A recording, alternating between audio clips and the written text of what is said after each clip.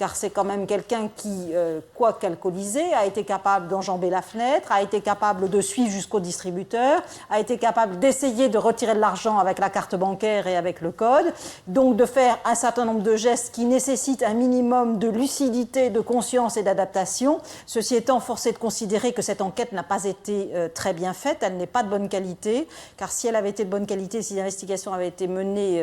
de manière plus approfondie, on aurait montré à la victime un certain nombre de photos pour permettre éventuellement qu'elle puisse identifier le deuxième agresseur. Ça n'a pas été fait, ce qui explique que M. est seul aujourd'hui à comparaître devant votre tribunal, ce qui ne minimise pas par ailleurs sa responsabilité. Pour en revenir au rôle de chacun, je crois que l'on peut tenir quand même pour établi, au vu des déclarations notamment de la victime, que M. n'a pas été le plus violent dans cette agression et que c'est ce deuxième co-auteur qui n'a pas été identifié qui, semble-t-il, était bien le porteur du couteau et l'auteur du coup de poing asséné à la victime.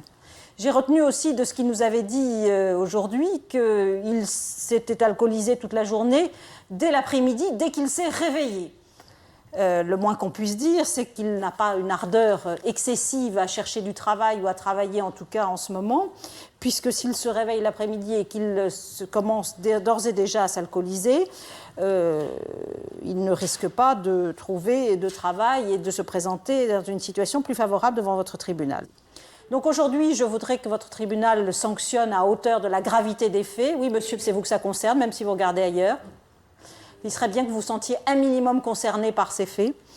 Donc je vous demanderai de sanctionner à hauteur de la gravité des faits par une peine de 2 ans d'emprisonnement, assortie pour moitié d'un sursis avec mise à l'épreuve, mais il m'apparaît nécessaire, compte tenu de la gravité des faits, du fait qu'il s'agit d'une agression sous la menace d'un couteau et sous la menace de violence en pleine nuit de quelqu'un qui se trouvait à son domicile,